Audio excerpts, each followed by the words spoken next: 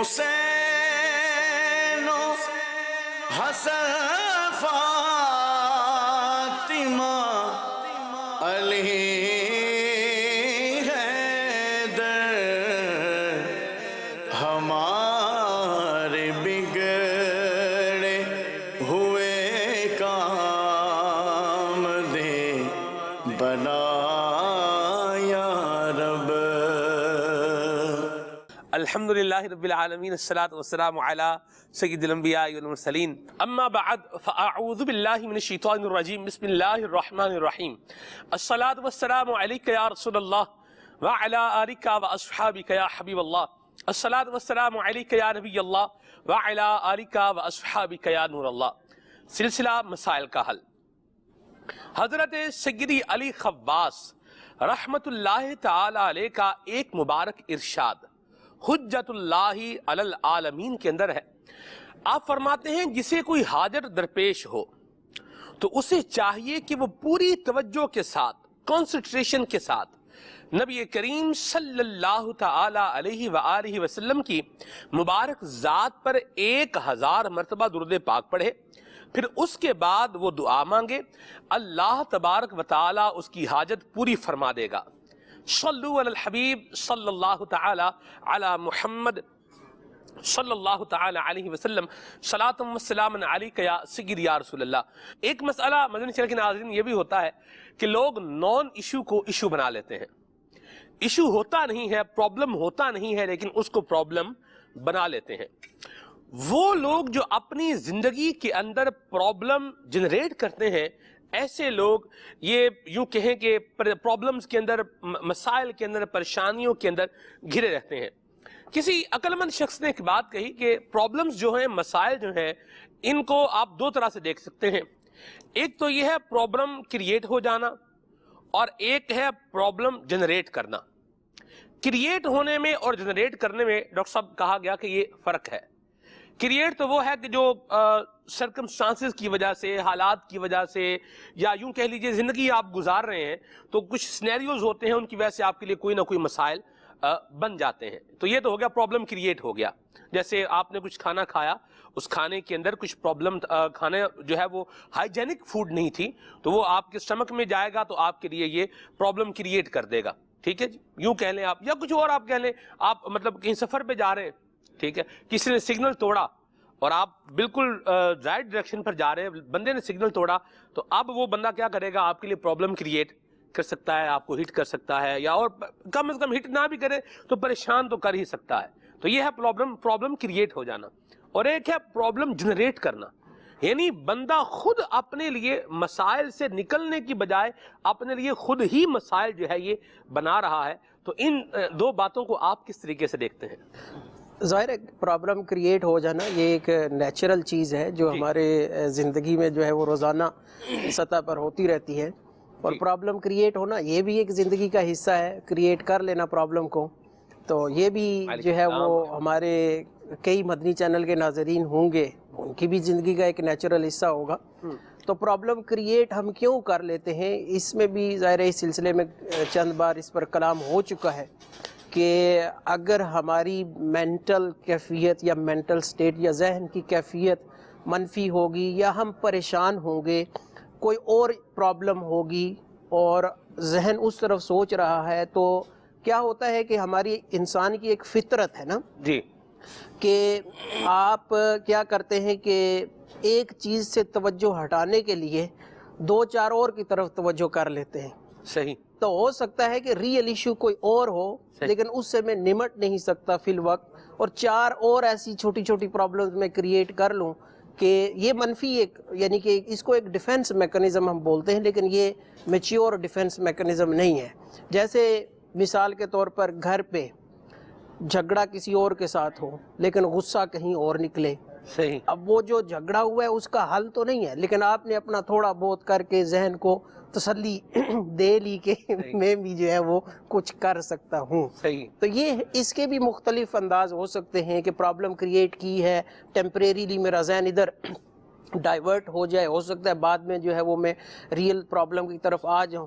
لیکن جس سینس میں آپ بات کر رہے ہیں، اور یہ ایکچولی منفی پہلو ہوتا ہے کہ بعض دفعہ بالخصوص ایک دوسرے سے تعلقات کے حوالے سے ہم خواہ مخواہ میں جو ہے وہ پرابلم ہوتی نہیں اور اس کو کریٹ کر بنا لیتے ہیں. اللہ ہمارے حال پہ رحمت فرمائے. قبلہ نگران شدہ ہمارے ساتھ ہیں. ایک مسئلہ جو ابتدائی طور پر جسے یوں کہیں کہ آپ کے سامنے رکھا جا رہا ہے وہ یہ ہے کہ کہنے والے کا کہنا یہ ہے، اسلامی بہن کا میسیج ہے کہ میرے بچوں کے ابو رات کو 12 بجے اٹھتے ہیں اور رات کو 12 بجے اٹھ کے میرے بچوں کے ابو کو جو ہے وہ کھانا کھانا ہوتا ہے. تو میں کچن میں جاتی ہوں، جا کے کھانا وغیرہ بناتی ہوں، روٹی جو ہے وہ پکاتی ہوں، اور وہ روٹی گرم روٹی لا کر کے اپنے بچوں کے ابو کو میں سرو کرتی ہوں. اب چونکہ رات کافی جو ہے وہ اس میں ٹائم لگ جاتا ہے اور بے آرامی بھی ہوتی ہے، پھر اس کے بعد فجر کی نماز جو ہے وہ پڑھنے کے بعد میں بعض اوقات جو ہے وہ سوتی ہوں. تو پھر میں جو آگے دیگر لوگوں کے ناشتے کا ٹائم ہے اس کی ریکوائرمنٹ پوری کرنے کے لیے میں اٹھ نہیں پاتی. تو اس کی وجہ سے جو گھر کے دیگر افراد ہیں وہ میرے اوپر جو ہے وہ تنقید کرتے ہیں کہ یہ تو سوئی رہتی ہے، تو یہ اٹھتی نہیں ہے.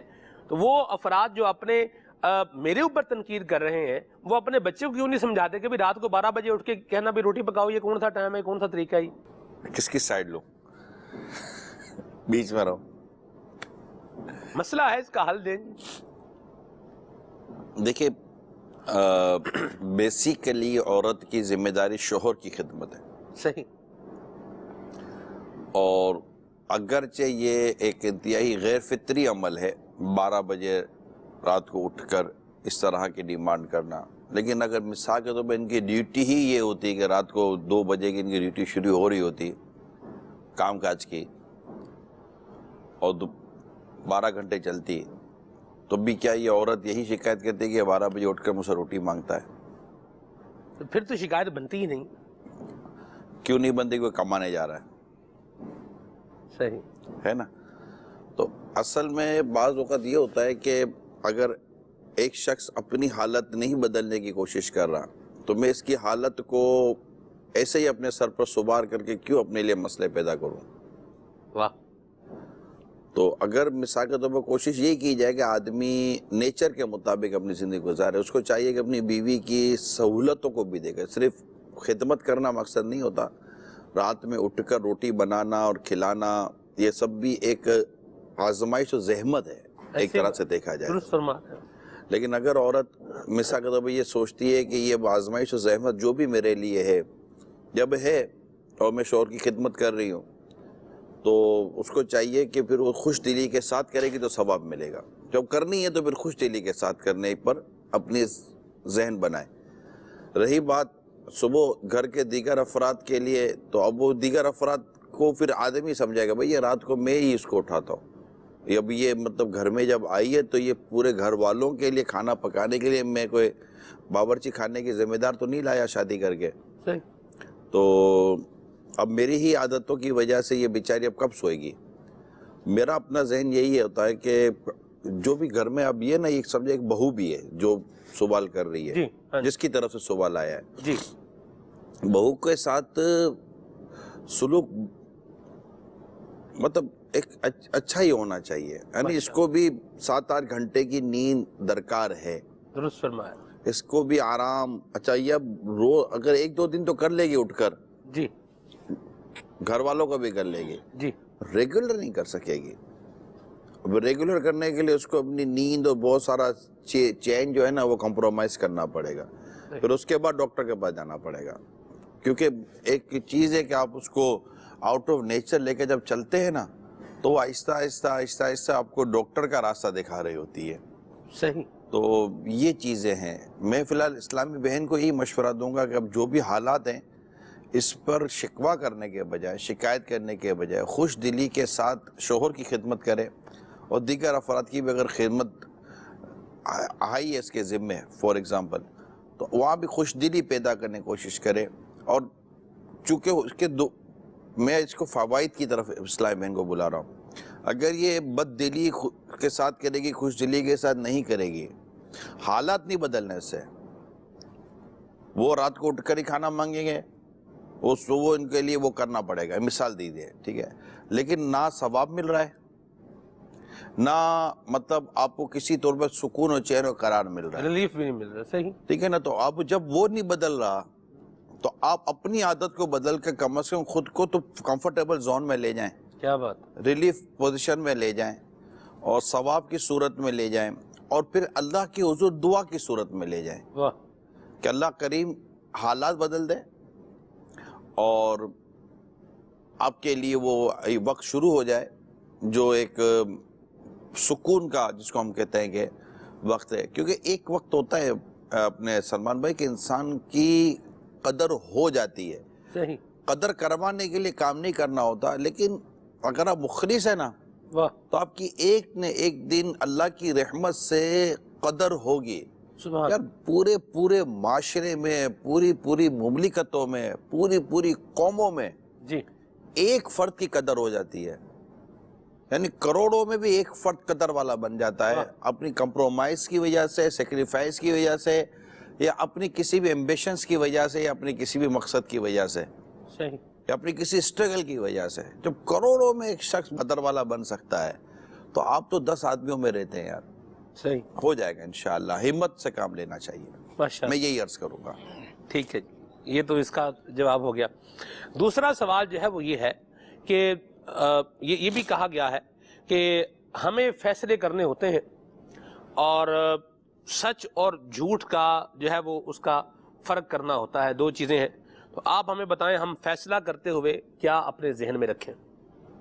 یہ کس طرح کوئی برادری کا مطلب جو برادری کے بڑے ہوتے ہیں نا عمومی طور پہ، ان کی طرف سے یہ ایک بات جو ہے وہ موصول ہوئی ہے کہ ہمیں فیصلہ، برادری کے بڑے لوگ آپ کو پتہ ہے فیصلے کرتے ہیں.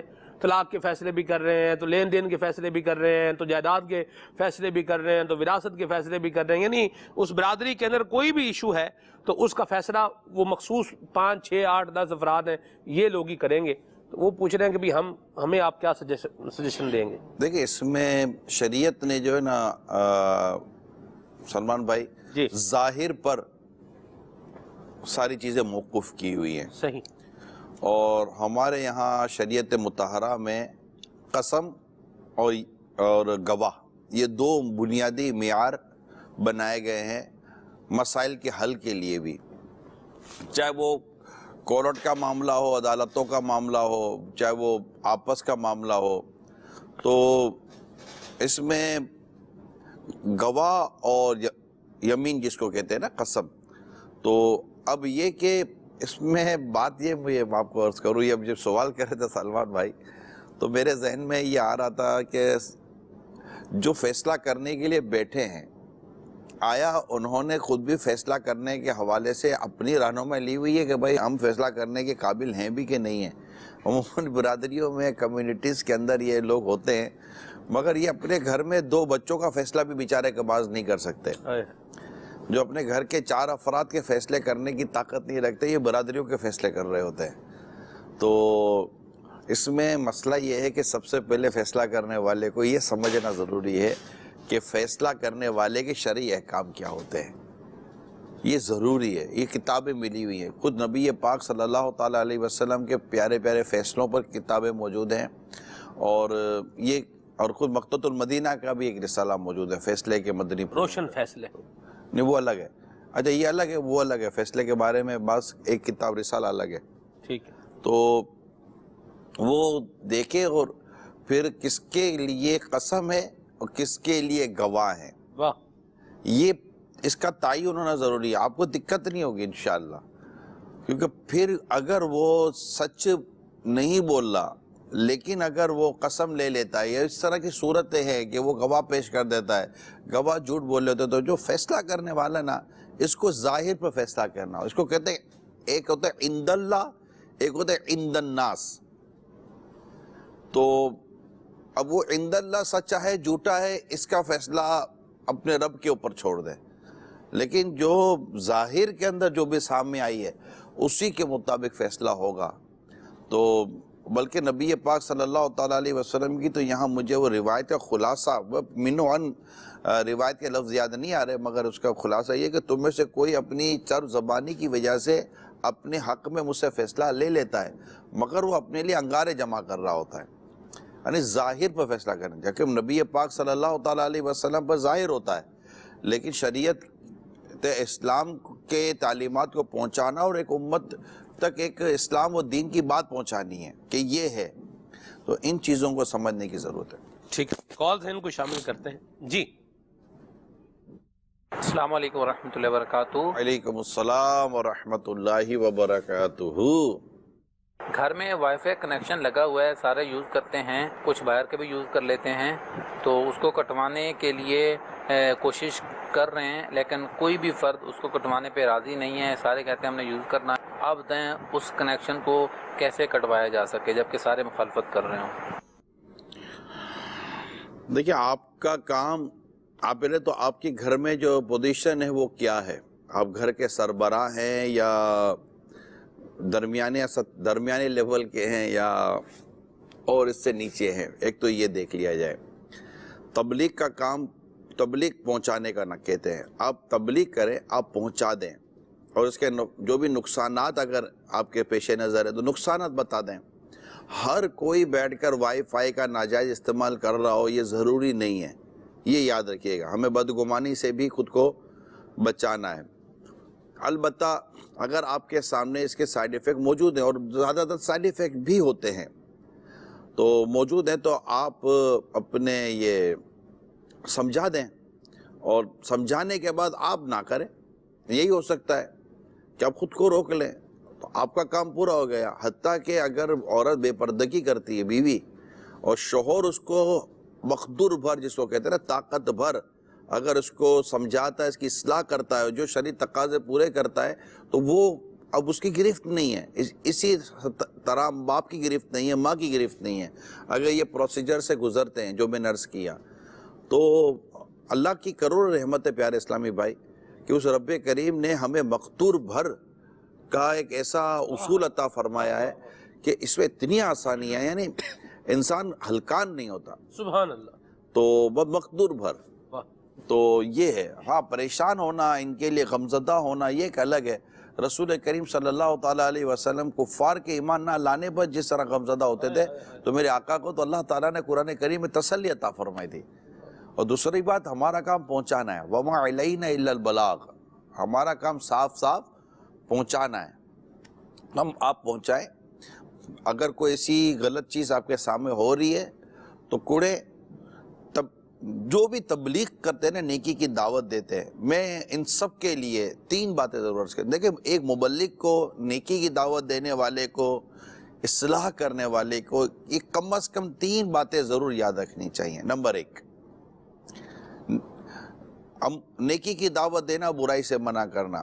اگر پتہ ہے کہ یہ گناہ کر رہا ہے، میں اس کو سمجھاؤں گا تو مان جائے گا، اب اس کو سمجھانا، اس کو روکنا، اس کو تبلیغ کرنا، نیکی کی دعوت دینا، گناہوں سے روکنا واجب ہو جائے گا، ٹھیک ہے۔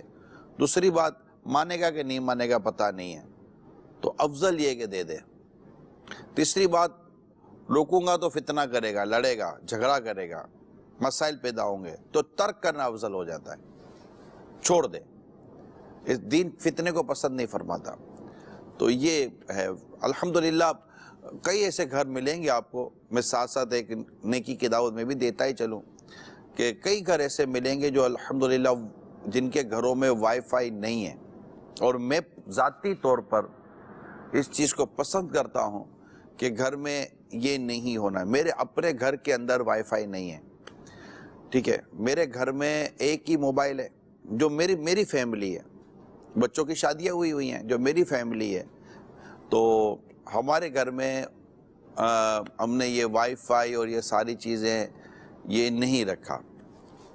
تو الحمدللہ یہ اچھا، پھر یہ کیوں ہوتا ہے؟ یہ گھر کے تعاون سے ہوتا ہے۔ گھر والے جب تعاون کرتے ہیں، وہ مطلب کہ کیونکہ ظاہر ہے کہ نفس سب کے ساتھ ہوتا ہے نا، تو جب آپ سمجھاتے ہیں، خوف خدا دلاتے ہیں، کسی فتنے کا خوف ہو تو بتاتے ہیں، اور اس سے کیا کیا نقصان بتاتے ہیں، گھر والے کمپرومائز کرتے ہیں آپ کے ساتھ، سپورٹ کرتے ہیں، تو الحمدللہ یہ چیز پھر گھر میں آپ لانے میں کامیاب ہو جاتے ہیں۔ مرحبا۔ تو جتنا سمجھانے سے کام کریں، لڑائی جھگڑا نہ کریں، میرا یہی مشورہ ہے، لڑائی جھگڑے نہ کریں، سمجھائیں، اور گھر والوں کو چاہیے کہ وہ تعاون کریں، سپورٹ کریں، تاکہ ان فتنے سے ہم اپنے گھر کو اور گھر والوں کو بچا سکیں.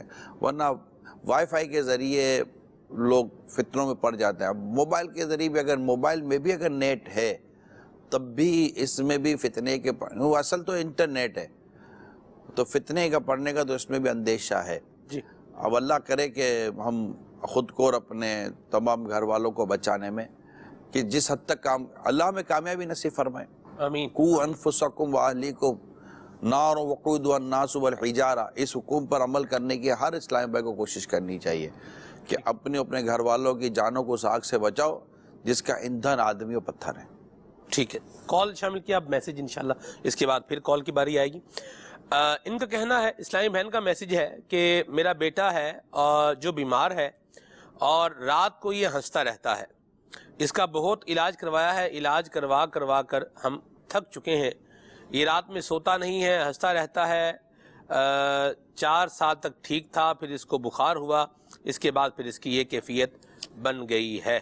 مجھے بتائیں میں کیا کروں. میڈیکل ایشو لگتا ہے تھارے واللہ عالم. ڈاکٹر صاحب عمر انہوں نے بتائی نہیں ہے تو کلیئرلی اگر رات کو نہیں 5 سال کم و بیش میرا خیال ہے. جی اس میں پھر ظاہر ہے کوئی نہ کوئی بیہیویئر ایشو یا ڈیولپمنٹل ڈس آرڈر لگتا ہے تو یہ جو ہے وہ کسی اچھے ڈاکٹر سے چیک کروا لے. ڈاکٹروں کو تو کہتے ہیں ہم نے بڑا چیک کرایا. 5 سال کی عمر بتا رہے ہیں. اب اس میں کیا ہوتا ہے، ظاہر ہے کہ اتنی سی انفارمیشن پر تشخیص کرنا تو مشکل ہے، لیکن کیا ہے کہ بعض ڈس آرڈرز ایسے ہوتے ہیں کہ جن کا اب دوائی یا اس کے ذریعے علاج نہیں ہوتا، لیکن آپ کو بیہیویئر مینیج کرنے کے حوالے سے اسکلز کا ہونا ضروری ہوتا ہے. اور اس حساب پر پھر یہ مشورہ لے لیں کہ بھئی ان کو اس بچے کا بیہیویئر مینیج کرنے کے حوالے سے کیا کرنا ہے. اس کو ایزی کر دیں. جی ہاں، جیسے مثال کے طور پر ایک بچہ غصے میں آ گیا نا، ہم یوں ایک مثال لیتے ہیں. اب غصے میں آ گیا تو پیرنٹس اگر ڈائریکٹلی اس کو روکیں گے اس غصے کی حالت میں تو کام بگڑے گا. اب بچہ چاہے نارمل ہے یا ایب نارمل ہے، اب بچہ یہ جو غصے میں آیا ہے، اب اس کے پیچھے اس کی کچھ نیڈز ہیں، ضروریات ہیں.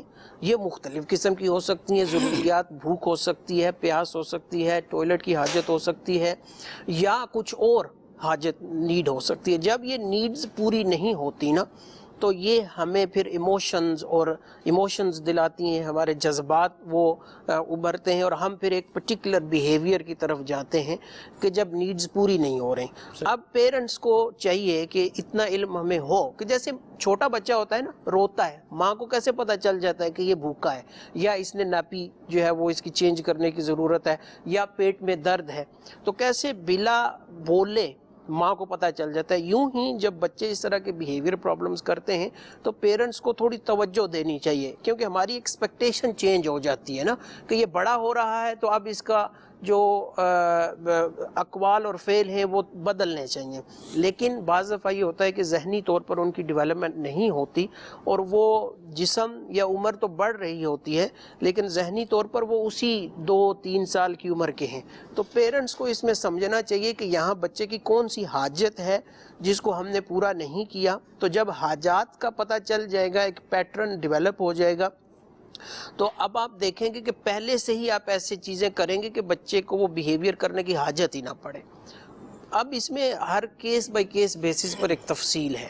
تو کئی ڈیولپمنٹل ڈس آرڈر ایسے ہوتے ہیں کہ جن میں اس طرح بچے کے بیہیویئر کو پیرنٹس کو مینیج کرنا آنا چاہیے.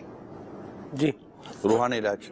جی میں یہاں ایک اور بات ابھی توجہ دلانا چاہ رہا ہوں. مجھے یہ لگتا ہے شاید انہوں نے اپنے بچے کے جو اس کا پرابلم ہے اس کے پرابلم کے حوالے سے، یعنی ہر ڈاکٹر کیا اس پرابلم کو علاج کر سکتا ہے. جیسے ہم سنتے ہیں، شعرا سنتے ہیں، جی یہ بڑے اچھے ڈاکٹر ہیں، یہ بڑے اچھے ڈاکٹر ہیں، یہ بڑے اچھے ڈاکٹر ہیں، لیکن ان کو سائیکولوجیکل جو ہے وہ جسے یوں کہیں کہ اسپیشلائزیشن نہیں ہوتی یا اس میں خاص جسے بولے مہارت یہ نہیں ہوتی. تو یہ بھی کیا اس میں ایشو ہو سکتا ہے؟ یہ بھی بالکل. دیکھیں سب سے پہلے تو یہ بات ہے کہ ہماری سب سے بنیادی تو یہ اسٹیپ ہونا چاہیے کہ ہم پہلے جنرل فزیشین کو دکھائیں. ٹھیک ہے. بعض دفعہ ہوتا ہے کہ جسمانی بیماری ہوتی ہے جس کا یہ ریزلٹ نکل رہا ہوتا ہے. اب جب جنرل فزیشین اپنے بلڈ ٹیسٹ اور یہ چیک کر لے اور اسے پتہ چلے کہ بھئی مجھے تو کوئی سمجھ نہیں آ رہی, اب وہ جنرل فزیشین ان کو رہنمائی کرے کہ بھئی اب آپ جائیں, مثال کے طور پر بیہیویئر پرابلم ہے تو یا تو کسی چائلڈ اسپیشلسٹ کے پاس بھیجیں گے یا سائیکائٹرسٹ کے پاس بھیجیں گے. سائیکائٹرسٹ میں بھی آگے جو ہے مختلف شعبے ہوتے ہیں. پہلے جنرل سائیکائٹرسٹ ہوتا ہے. اب اگر اس کو لگے کہ بھئی مثال کے طور پر اس کے ساتھ جو ہے وہ اوٹزم ہے, اوٹسٹک ڈس آرڈر ہے, یہ ایک ڈیولپمنٹل ڈس آرڈر ہے, اب یہ جنرل سائیکائٹرسٹ بھی اس میں ماہر نہیں ہے. یہ آگے سب اسپیشلٹی ہوتی ہے جو پرٹیکولرلی ڈیولپمنٹل ڈس آرڈر کے حوالے سے سائیکائٹرسٹ اس کا اسیس کرتے ہیں اور اس کی ٹریٹ کرتے ہیں. تو یوں کس اسپیشلسٹ کے پاس آپ گئے بالکل بہت ضروری ہے. اور اگر جنرل فزیشین سے یہ کام نہیں چل رہا تو اب آپ کسی ماہر نفسیات, اور وہ بھی وہ ماہر نفسیات کے جو بچوں کے ڈس آرڈرز کے حوالے سے جو ہے وہ اسپیشلائز کرتا ہو. ایسی بیماری کہ جس میں دوائی کی حاجت نہیں ہے, وہاں والدین کو بہت بڑا کردار ادا کرنا پڑتا ہے. درست فرمایا. یہ میں والدین سرچ کر رہا ہوں, بعض جگہوں پہ بچوں کو دوائی کی حاجت نہیں ہوتی, ان کو دوائی کے سپرد کر دیا جاتا ہے. میکسیمم میڈیسن سے, دوائی سے ایوائڈ کریں, میکسیمم ایوائڈ کریں. اگر بچے کے کھلانے پلانے کی احتیاطوں کی وجہ سے, رویے کی تبدیلی سے, حالات و ماحول کی تبدیلی سے اگر آپ کسی چیز کو کنٹرول کر سکتے تو ضرور کیجئے گا. میری ریکویسٹ یہی ہے فائنلی کہ خود کو کسی بھی طرح کی میڈیسن سے, دواؤں سے حتی الامکان بچانے کی کوشش کیجئے گا. تھوڑا سا اگر آپ کے ساتھ بھی کوئی اس طرح کے ایشوز ہیں تو فوراً میڈیسن پر جانے کے بجائے, جیسے سر میں درد ہوا فوراً دوائی لے لی, دوائی نہ لیں. سبب کو دیکھیں کہ کس سبب سے ہوا, تھوڑا انتظار کریں, سبب کو دور کریں, دوائی نہ لیں. دوائیوں کے اتنے سائیڈ ایفیکٹ, اب تو میڈیکل خود کھول کر سائیڈ ایفیکٹ دے رہی ہے. خود میڈیکل یہ ایلوپیتھک والے خود ابھی اپنی ایلوپیتھک کی دواؤں کے سائیڈ ایفیکٹ بیان کر رہے ہیں کہ ماضی کی دواؤں کے یہ نقصانات. اب کئی سال ہو گئے دواؤں کو آئے ہوئے مارکیٹوں میں, تو اب نئی دوائی بھی آنی ہے. پرانی دواؤں کے سائیڈ ایفیکٹ آئیں گے تو نئی دواؤں کو قبولیت کا درجہ بھی ملے گا. پتہ نہیں کیا کیا پیچھے سائنس ہو گیا, اللہ بہتر جانتا ہے. لیکن اپنے اندر کانفیڈنس ڈیولپ کریں پلیز, اور حالات اور واقعات فزیکلی حتی الامکان میں کہوں گا کوشش کریں کہ دواؤں سے درگزر کرتے ہوئے اپنے علاج کی طرف جائیں. تو انشاءاللہ آپ کو پھلوں کا علاج کر لیں, سبزیوں کا علاج کر لیں. یعنی وٹامن, وہ کہتا ہے ملٹی وٹامن ٹیبلٹ کھانے کے بجائے ملٹی وٹامن اللہ تعالیٰ کی جو نعمتیں دیگر ہیں, غذائیں ایسی ہیں جو واقعی ملٹی وٹامن سے بڑھ کر کام کر رہی ہوتی, اس کی طرف چلے جائیں. میڈیسن سے بار بار میں کہہ رہا ہوں آپ کو, پلیز میری ریکویسٹ ہے آپ سے, آپ کی ہمدردی کر رہا ہوں, دواؤں سے خود کو بچائیں. دودھ کے ذریعے علاج ہو سکتا ہے دودھ کے ذریعے کریں, پھل کے ذریعے علاج ہو سکتا ہے پھل کے ذریعے کریں, سبزی کے ذریعے علاج ہو سکتا ہے سبزی کے ذریعے کریں, پرہیز کے ذریعے علاج ہو سکتا ہے پرہیز کے ذریعے کریں. یعنی میں نے آپ کو بتایا کہ میرے ایک بچے کے حضور معدے کا مسئلہ ختم نہیں ہو رہا تھا. یہ اللہ کا شکر ہے کہ ڈاکٹر اچھا مل گیا. ڈاکٹر نے علاج کیا دیا پتہ ہے, ڈیری پروڈکٹ سے اپنے بچے کو بچائیں. یعنی جو بھی غذائیں دودھ سے بنتی ہیں نا, جو بھی چیز اس سے بچائیں. ہم نے ڈیری پروڈکٹ بند کر دی اس بچے کی. میرا خیال ہے 2-3 مہینے ہم نے ڈیری پروڈکٹ, یعنی کہ بسکٹ بھی ڈیری پروڈکٹ ہے, بسکٹ میں بھی دودھ ہے, جس چیز میں دودھ ہے اس سے بچے کو بچائیں. اس کے معدے نے دودھ قبول نہیں کرنا تھا, یوں سمجھیے. تو ہم نے ڈیری پروڈکٹ بند کر دی. 2-3 مہینے کا مجھے لگتا ہے کہ شاید ہم نے پرہیز کی تھی. الحمدللہ برسوں گزر گئے, اس کا پرابلم نہیں ہے. کیا بات, ماشاءاللہ. دوائی نہیں, دواؤں سے حتی الامکان خود کو بچانے کی کوشش کریں. یہ میں آپ کو سمجھے کہ کئی مسائل کا حل, کیونکہ موضوع یہ ہے نا, کیونکہ وقتی طور پر میڈیسن سے فرق پڑ جاتا ہے, لیکن میڈیسن نے اپنے کسی اور طرف کوئی نہ کوئی اس کے سائیڈ ایفیکٹ قائم کیے ہوئے ہوتے ہیں, جن کا شاید آگے جا کر اللہ نہ کرے کوئی اس کا مطلب کہ ہمیں ایک اور مسئلے کا سامنا کرنا پڑے. لہذا میری درخواست بار بار شاید ہر بار یہی رہے گی, حتی الامکان ضرور یاد رکھیے گا جتنا ہو سکے اپنے آپ کو دواؤں سے روکنے کی بچانے کی کوشش کیجئے. فزیکلی کانفیڈنس یوز کر کر اور پرہیز کر کے اور پھلوں اور سبزیوں وغیرہ کے ذریعے اور اس طرح غذاؤں سے بچ کر کہ جو نقصان دے سکتی ہیں اپنے آپ کا علاج کریں. ڈاکٹر سے بھی آپ انشاءاللہ بچے رہیں گے یعنی دور رہیں گے اور دیگر چیزوں سے بھی اللہ جل دور رہے گا. روحانی علاج کو بالکل اپنے کیونکہ روحانی علاج کے دو فائدے ہیں. ایک تو بیماری دور کرتا ہے پھر روح کو مضبوط کرتا ہے. کیونکہ روحانی علاج کے فائدے کیونکہ اللہ کا ذکر کریں گے آپ اس کے حبیب کو یاد کریں گے قرآن کی تلاوت کریں گے تو اس طرح کی چیزوں سے مطلب اس کا روحانی علاج کا کوئی سائیڈ ایفیکٹ نہیں ہے. دواؤں کا سائیڈ ایفیکٹ ہوتا ہے روحانی علاج کا کوئی سائیڈ ایفیکٹ نہیں ہے. بہت زیادہ یہ کہ اگر وہ بیماری یا وہ پریشانی اس کا ورد یا کچھ کر کے دور نہ بھی ہوئی تب بھی اس کے کئی چیزوں کا فوائد اور ثواب کی صورتیں بن سکتی ہیں. روحانی علاج کا اس کا ایک فائدہ یہ بھی ہوتا ہے صاحب کہ بظاہر اگر مریض کو ایسا لگے نا کہ میرا یہ مرض ختم نہیں ہو رہا لیکن الحمدللہ عز و جل روحانی علاج کی برکت سے وہ مرض بڑھنے سے وہ رک جاتا ہے یعنی بڑھ نہیں رہا ہوتا. اگرچہ رک گیا تو یہ بھی تو فائدے کی ایک صورت ہے. اگرچہ ختم نہیں ہوا وہ مرض اپنے وقت پر ہی آ کر ختم ہوگا تو یہ بھی الحمدللہ عز و جل فائدے کی ایک صورت ہے. یہ جو میسیج آیا تھا بچے کے حوالے سے کہ بچے کی عمر 5 سال ہے رات کو نیند نہیں آتی اور اس طرح کی کیفیت بیان کی تھی تو اس حوالے سے ایک مخصوص وظیفہ میں عرض کرتا ہوں. تو سرپرست کو چاہے تو جنہوں نے میسیج کیا ہے وہ خود اس وظیفے پر عمل کر لیں یا گھر کا کوئی فرد ایسا فرد کہ جس کے تلفظ درست ہوں کیونکہ روحانی علاج میں قواعد و مخارج کی درستی بہت زیادہ ضروری ہے. وظیفہ سماعت فرما لیجئے. آپ نے صبح و شام 2 مرتبہ یہ عمل کرنا ہے. سورۃ الفاتحہ 3 مرتبہ پڑھ لیں, سورۃ الاخلاص 3 مرتبہ, سورۃ الفلق 3 مرتبہ اور سورۃ الناس 3 مرتبہ. قرآن پاک کی پہلی سب سے سورۃ الفاتحہ اور آخری تینوں سورتیں تینوں کل سورہ اخلاص, سورۃ الفلق اور سورۃ الناس یہ پڑھ کر آپ اپنے بچے پر دم کیجئے. اللہ پاک کی رحمت سے انشاءاللہ عز و جل آپ کے بچے کی طبیعت بہتری کی طرف آنا شروع ہو جائے گی. اپنا اعتقاد مضبوط رکھیے گا, یقین کامل رکھیے گا اور اس امید پر اس روحانی علاج پر عمل کیجیے گا کہ یہ وظیفہ اس کی برکت سے میرے بچے کو فائدہ ہوگا ہی ہوگا. اعتقاد کی مضبوطی ہوئی تو انشاءاللہ عز و جل فوائد اس کے سورہ فاتحہ ہے نا, سورہ فاتحہ اس کو سورہ شفا بھی کہتے ہیں جی. اس کا ایک نام سورہ شفا بھی ہے. ابھی ایک مریض کو میری معلومات میں آپ کو شیئر کر رہا ہوں. ابھی ایک مریض کو پیشاب اس کا بیچارے کا بند ہو گیا اور پیشاب نہیں آ رہا تھا اور گھنٹوں گزر کے پیشاب نہیں آ رہا تھا تو اس کو پانی میں تھوڑے سے پانی میں سورہ فاتحہ پڑھ کر دم کیا گیا.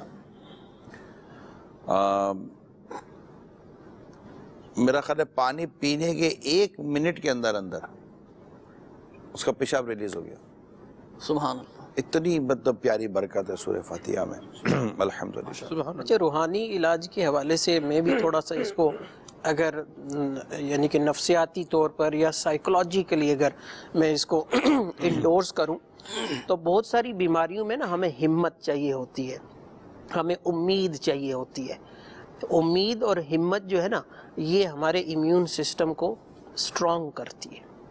تو بالخصوص جو ہے نا اگر ہمارا اوراد اور وظائف پر یقین کامل ہوگا تو اس کا ہمارے مائنڈ پر بھی اثر پڑتا ہے, ہمارے امیون سسٹم پر بھی اثر پڑتا ہے, ہماری سوچوں پر بھی اثر پڑتا ہے. اور بعض دفعہ کیا ہوتا ہے کہ جو ہے وہ ہم ٹو مچ جو ہے وہ نا امیدی کی طرف چلے جاتے ہیں.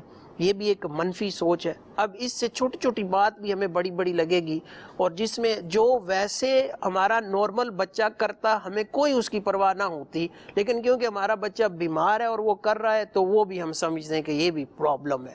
تو اگر روحانی علاج پر یقین ہو اور یہ کروایا جائے تو انشاءاللہ اس سے جو ہے وہ ہمارے ذہن میں مثبت سوچیں آئیں گی اور پرابلم کم لگے گی اور انشاءاللہ آہستہ آہستہ جو ہے وہ بہتری آئے گی. جی کال. باب المدینہ کراچی سے بات کر رہا ہوں. سوال یہ ہے کہ ایک پروفیشنل جیلسی کا ماحول دیکھا جاتا ہے، یعنی ایک ہی ڈپارٹمنٹ میں کام کرنے والے افراد بعض اوقات ایک دوسرے کی ترقی کو برداشت نہیں کر پا رہے ہوتے، اپنی سیلری کو اس کی سیلری سے کمپیئر کر رہے ہوتے ہیں یا اپنے کام کو اس کے کام سے کمپیئر کر رہے ہوتے ہیں، اور بعض اوقات تو اس حد تک گر جاتے ہیں کہ جس سے جیلسی ہوتی ہے اس کے بہت مائنر ایشوز کو بڑا سیریئر اور میجر بنا کر پیش کرنے کی کوشش کر رہے ہوتے ہیں، حالانکہ اگلا بندہ ان کی نہ مخالفت کر رہا ہوتا ہے نہ ان کی کاٹ کر رہا ہوتا ہے، وہ اپنے کام سے کام رکھ رہا ہوتا ہے، لیکن وہ اس کے لیے وبال جان بن جاتے ہیں. تو ایسی صورت میں اس کو کیا طریقہ کار اختیار کرنا چاہیے؟ نگران شورا اس سلسلے میں رہنمائی فرمائیں. اس کو پروفیشنل جیلیسی کہتے ہیں. اب یہ اللہ کی پناہ، یہ کسی کو یہ بیماری لگ جاتی ہے جس کو ہم حسد کہتے ہیں، اور اس بیماری کی وجہ سے وہ بیچارہ، اس کی اصل میں یہ ہوتا ہے کسی کی ترقی کے ساتھ اس کی جیلیسی کا لگ جانا، یا اس کی نعمتوں کے ساتھ اس کی جیلیسی کا لگ جانا. اور جیسے جیسے نعمتوں میں اضافہ ہوگا نا، ایسے ایسے اس کے حسد میں اضافہ ہوگا. اب جس کے ساتھ یہ ہو رہا ہے نا، اس کو پریشان نہیں ہونا، بلکہ اس کو اس بیچارے کے لیے دعا کرنی چاہیے. یہ تو لے لے گا. آپ کو یہ لگے نا یار یہ میرے ساتھ یوں کر رہا ہے، تو یاد رکھیے امام غزالی رحمۃ اللہ تعالی علیہ نے اسی طرح حسد کی ایک حکایت میں یہ بیان کیا ہے کہ جو تیرے ساتھ بھلائی کرے اس کے ساتھ بھلائی کر، جو تیرے ساتھ برائی کرے اس کو برائی کے سپرد کر دے. یعنی ایک دیوانہ ٹائپ کا آدمی تھا، بادشاہ کے پاس اس کی بڑی ایک وہ تھا، بادشاہ اس کو بڑی اہمیت دیا کرتا تھا. تو بادشاہ کا جو وزیر تھا نا، یہ اس کو اس سے حسد ہو گیا کہ یار یہ دیوانہ ٹائپ کا آدمی ہے، بادشاہ اس کو خود اس سے قد سے زیادہ ہی اس کو اہمیت دے رہا ہوتا ہے. اور وہ جب بھی آتا تو ایک آواز لگاتا دربار میں، جو تیرے ساتھ بھلائی کرے اس کے ساتھ بھلائی کر، جو تیرے ساتھ برائی کرے اس کو برائی کے سپرد کر دے، برائی کے حوالے کر دے. تو یہی بولتا رہتا. ایک دن اور وزیر کو چونکہ سے حسد ہو گیا تھا، ایک دن وہ دربار میں جا رہا تھا تو وزیر نے اس کو بولا یار آج میں تیری دعوت کرتا ہوں. تو اسے دعوت کی، اور دعوت میں سے خوب اس کو وہ لہسن اور پیاز وغیرہ کھلائی جس سے منہ میں ہو جاتی ہے سخت بدبو. اب وہ بادشاہ کے دربار میں گیا کھانا وانا کھا کر. تو اب وہ جیسے دربار میں گیا تو اس سے پہلے وزیر پہنچ چکا تھا بادشاہ کے پاس. تو بادشاہ کو کہا بادشاہ سلامت، آپ جو اس کو اتنی اہمیت دیتے ہو یہ تو آپ کے بارے میں اچھی باتیں نہیں کرتا، کیا مطلب ہے؟ وہ کہتا ہے بادشاہ کے منہ سے بدبو آتی ہے. یوں بول رہا ہے یہ؟ ہاں بولو بادشاہ کے منہ سے بدبو آتی ہے. اور آپ دیکھ لینا یہ آپ کے پاس آئے گا، ناک پر ہاتھ نہ رکھے تو بولنا، یہ یوں ہاتھ رکھ کر تو سے باتیں کرے گا. اچھا یہ جیسے قریب آیا تو وہی جو تیرے ساتھ بھلائی کے اس سے بھلائی کر، جو تیرے ساتھ برائی کر اس کو برائی کے سپرد کر دے. یہ کہتا ہوا جیسے بادشاہ سے بات کرنے کے لیے آیا، اس کو پتا تھا میرے منہ سے بدبو آئے گی اور بادشاہ کو ہوگی تکلیف، تو اس نے اپنے منہ پر ہاتھ رکھ کر بادشاہ سے بات کی. بادشاہ بولا کہ یہ وزیر صحیح بولتا ہے کہ اس کو میرے منہ سے بدبو آتی ہے. تو اس نے کہا کہ یہ کچھ لکھا، بند کیا، کہا یہ فلاں کی جگہ چلے جاؤ، تم کو انعام ملے گا، انعام لے لینا. اب وزیر کو پریشانی ہو گئی. وزیر بولا یار میں نے اس کو مروانے کی باتیں کی تھی، اور یہ بولتا تھا کہ بادشاہ نے اس کو انعام دے دیا. اب انعام تو انعام ہوتا ہے نا، سب کو اس کی لالچ ہوتی ہے. تو یہ جیسے جانے لگا تو وہ آدمی اس کو ملا جیسے کھانا وانا کھلایا، کہ ارے بادشاہ نے تیرے سے اتنا اچھا کام کیا، یار یہ پرچی مجھے دے دے یار، میری ضرورت ہے، میں اپنے کام پورے کر لوں گا. کہا ٹھیک ہے تو لے لے بھائی. وہ تو فقیر ٹائپ کا آدمی تھا. وہ پرچی لے کر وہ چلا گیا اس آدمی کے پاس جہاں بادشاہ نے اس کو بھیجا تھا. اس نے پرچی دی، اس سے پرچی پڑھی. اب پرچی پڑھی تو بولا اس کو تم نے پتہ اس پرچی پہ کیا لکھا ہے؟ کیا ہے؟ کہا انعام دے دو. پڑھ کیا لکھا ہے؟ کہ اس میں یہ لکھا ہے کہ جو پرچی لے کر آیا ہے اس کا سر اس کے جسم سے جدا کر دو. بولا ہے؟ بولا یہ پرچی میری نہیں ہے. بولا یہ پرچی میری نہیں ہے، تم تو پرچی لائے ہو. بولا بادشاہ سے پوچھ لو. بولا پاگل ہو گئے کو بادشاہ سے پوچھنے جاتا دوبارہ؟ میرے سر اڑوانا ہے تم کو. اس کا سر اڑا دیا گیا، مطلب اس کی سزا اس کو پوری ہو گئی. تھوڑی ایک آدھ دن کے بعد دوبارہ وہ دیوانہ دربار میں کھڑا ہوا ہے. جو تیرے ساتھ بھلائی کرے اس کے ساتھ بھلائی کر، جو تیرے ساتھ برائی کرے اس کو برائی کے سپرد کر دے. بادشاہ اس کو دیکھے پریشان ہوا، تو کیسے زندہ بچ گیا؟ وہ پرچی میں جو میں نے دی تھی کیا ہوا؟ اچھا وہ وزیر نہیں تھا، وہ عام درباری آدمی تھا جس کا میں واقعہ سنا رہا ہوں. جو حسد کرتا تھا وہ عام درباری تھا. بولا وہ تو میں نے وہ فلاں درباری آیا تھا آپ کا، اس نے کہا مجھے پرچی دے دو، مجھے انعام چاہیے، تو میں نے اس کو پرچی دے دی۔ تو بادشاہ بولا اچھا یہ وہی ہے جس نے مجھے کہا تھا؟ تو بولا تو کہتا ہے میرے منہ سے بدبو آتی ہے۔ تو کہا میں کبھی نہیں کہتا آپ کے منہ سے بدبو آتی ہے۔ کہا اچھا تو نے کبھی نہیں کہا، تو اس دن منہ پہ ہاتھ کیوں رکھا تھا؟ بولا بادشاہ سلامت میرے منہ سے بدبو آنی تھی، کیونکہ اسی نے مجھے منہ بھر کر پیاز و لہسن کھلایا تھا۔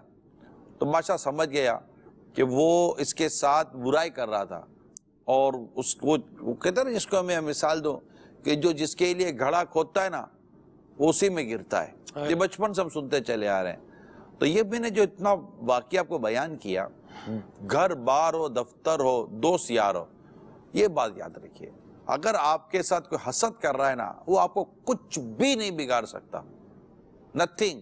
پریشانی آئے گی، آپ کو پریشانی آئے گی، کیونکہ وہ آپ کے بارے میں ایسے کام کر رہا ہوگا کہ جس سے آپ کو پریشانی ہوگی۔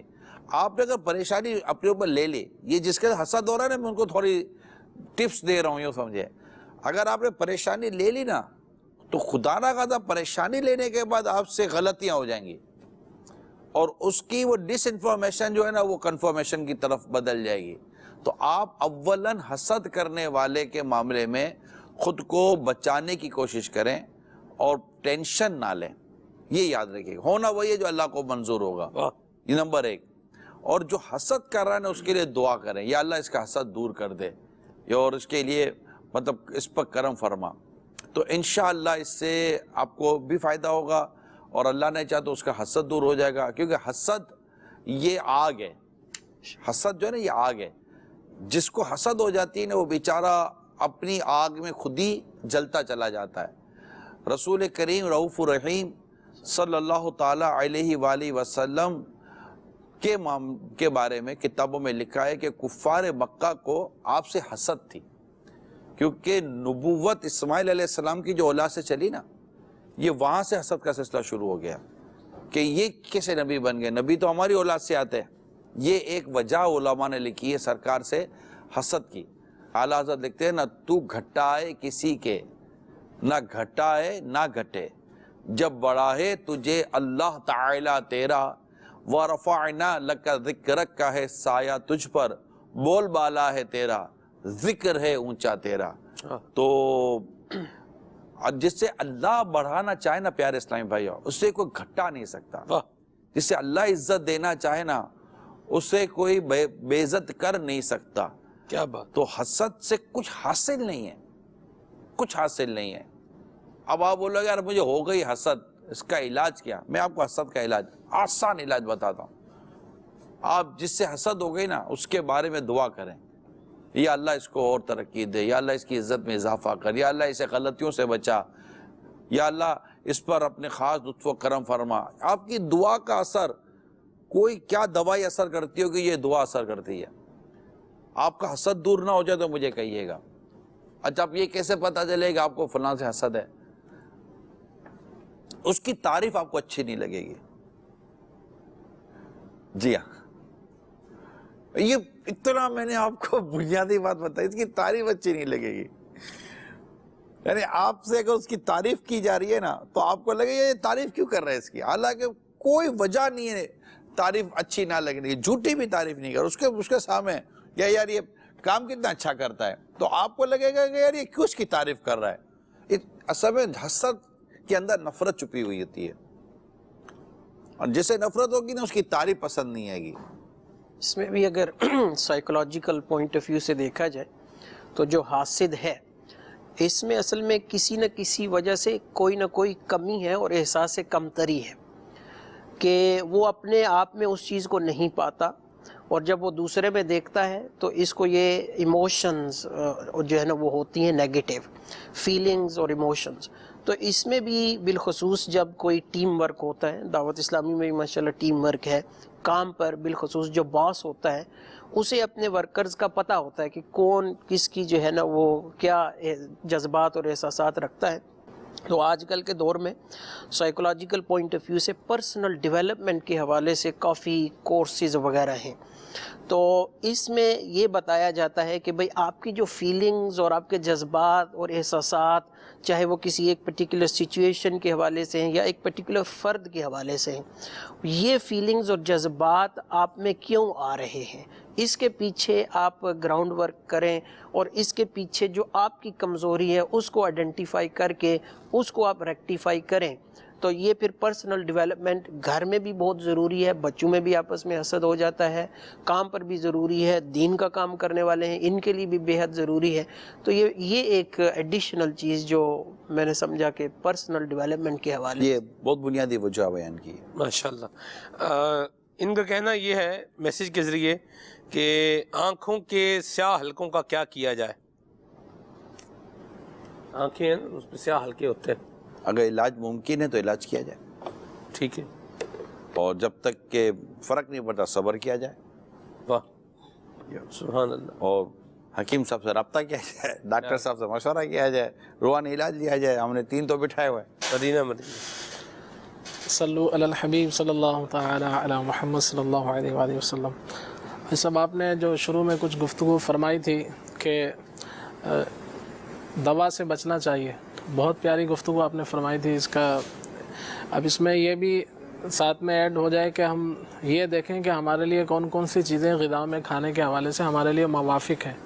جیسے آپ نے فرمایا کہ ڈیری آئٹم ان کو منع کیا گیا۔ ایک مرتبہ کسی مریض کے چہرے پر، جیسے یہاں ماتھے پر، چہرے پر دانے وغیرہ ہو جاتے تھے، تو دوا دی گئی تو دوا سے فائدہ نہیں ہوا، حالانکہ دوا اس چیز کی تھی۔ تو پھر انہیں یہ کہا گیا کہ آپ یہ دیکھیں کہ کون سی چیز کھانے کے بعد یہ آپ کے دانے ابھرتے ہیں۔ تو جب انہوں نے اس پر غور کیا تو ایک دن ان کو شبہ ہوا کہ میں نے ابلا ہوا انڈا کھایا اور جس کی وجہ سے یہ دانے ابھرے۔ تو پھر جان بوجھ کر انہوں نے اس کو امتحاناً کھایا تو واقعی وہ دانے ابھرے۔ تو کچھ عرصے کے لیے انہوں نے وہ کھانا چھوڑ دیا تو وہ دانے ٹھیک ہو گئے۔ تو اگر جو بھی کسی بھی قسم کا آپ کے ساتھ معاملہ ہے تو اگر آپ یہ ان چیزوں کو غور کرتے رہیں کہ کون سی چیز آپ کو چلتی ہے، مشکل بہت ہے اصل میں۔ یہ پتہ ہے کیوں عبد الخلیل بھائی یہ لوگ ایوائڈ کرتے ہیں یا ہمت کر نہیں پاتے؟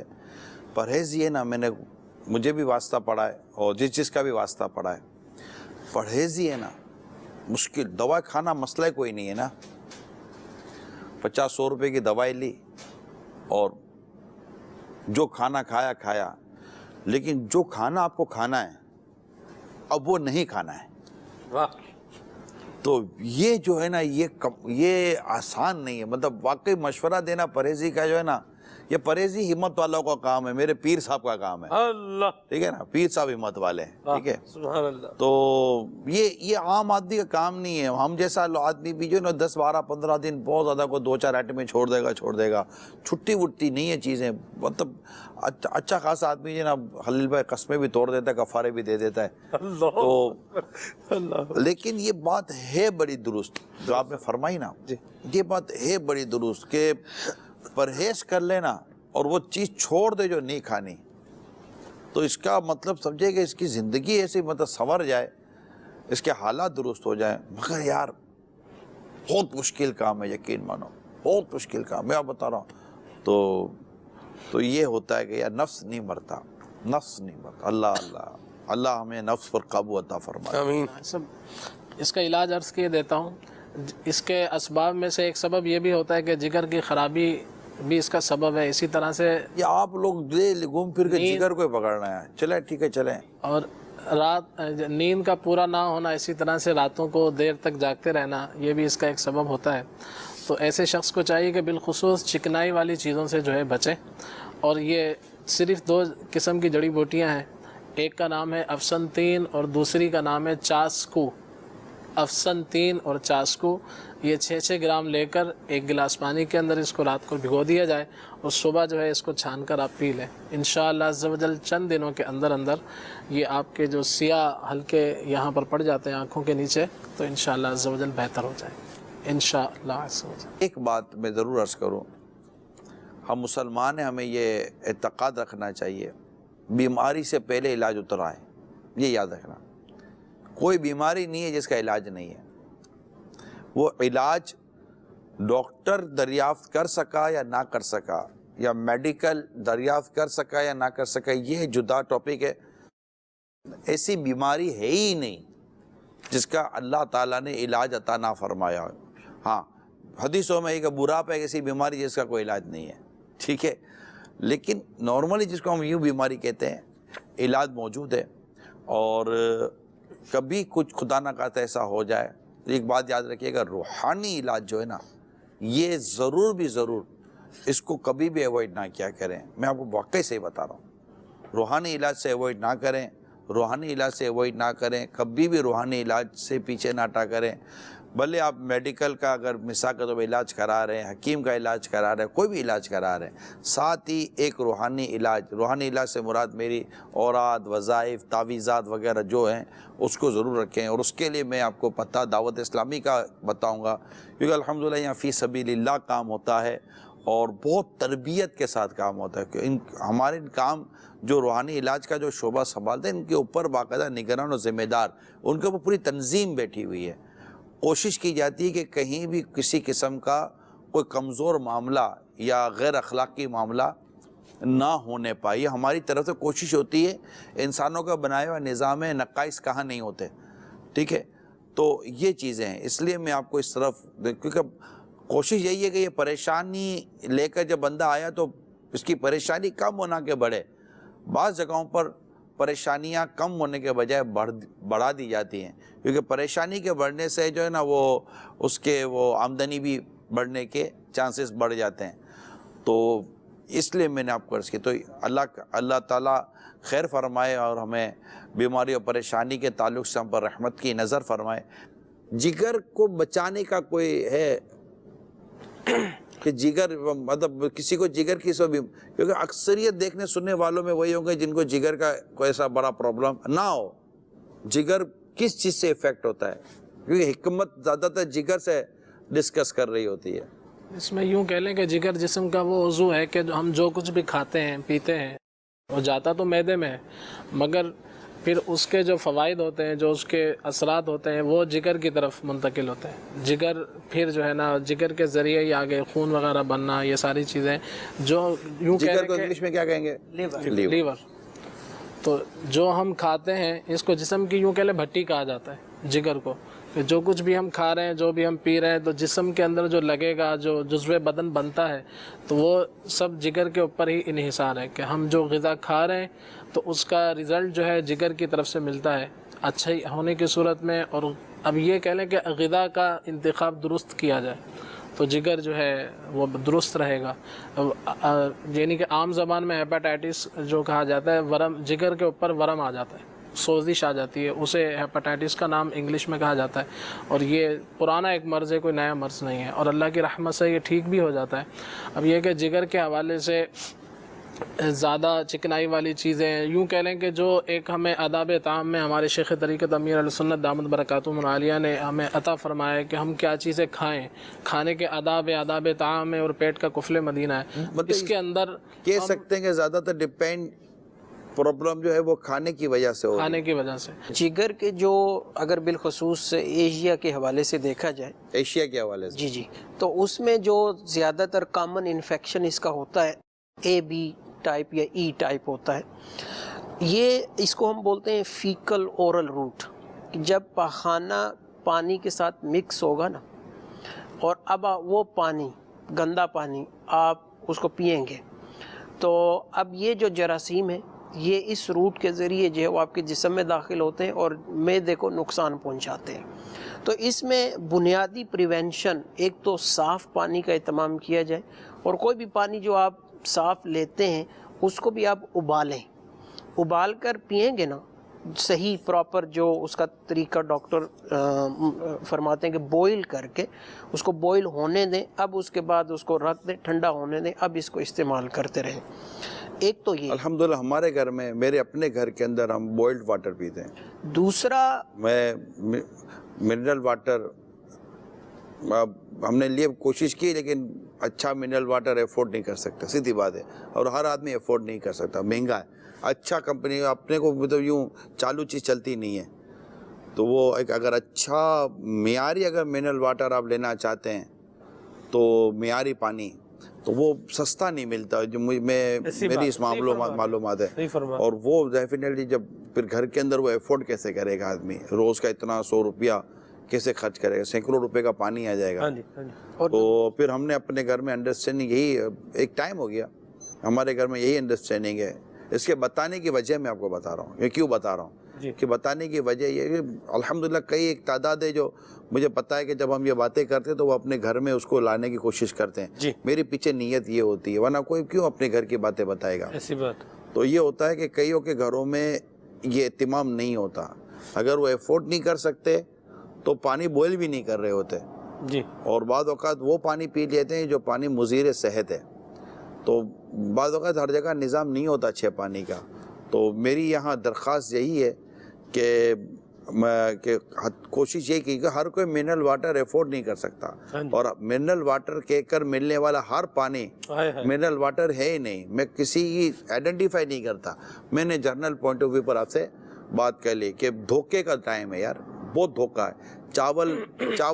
चावल में धोखा, आटे में धोखा, सब्जियों में धोखा, मिर्चियों में धोखा, हल्दी में धोखा माज़ अल्लाह कहाँ, वैसे कहाँ नहीं है धोखा, इल्ला माशाअल्लाह। इतना लोग धोखा देते, इतना लोग झूठ बोलते हैं, इतनी बेईमानी करते हैं, अल्लाह की पनाह। पता नहीं ये क्या करेंगे, ये पैसा कहाँ ले जाएंगे, बीमारी, परेशानी, कब्र हशर, ये सारा मतलब बेचारे सोचते नहीं हैं। अलबत्ता तो आप पानी बॉयल कर लें, हंडिया घर में रख लें, बड़े बर्तन घर में रख लें और उसको प्रॉपरली पानी को बॉयल करें। बॉयल हो जाए उसको बॉयल होने दें एक टेम्परेचर तक, फिर पानी को ठंडा होने दें, नॉर्मल हो जाए, फिर पी लें इसको। अल्हम्दुलिल्लाह आपको घर बैठे आप मिनरल वाटर बनाएं, मतलब कि अच्छा पानी पिएं, सेहतमंद पानी पिएं।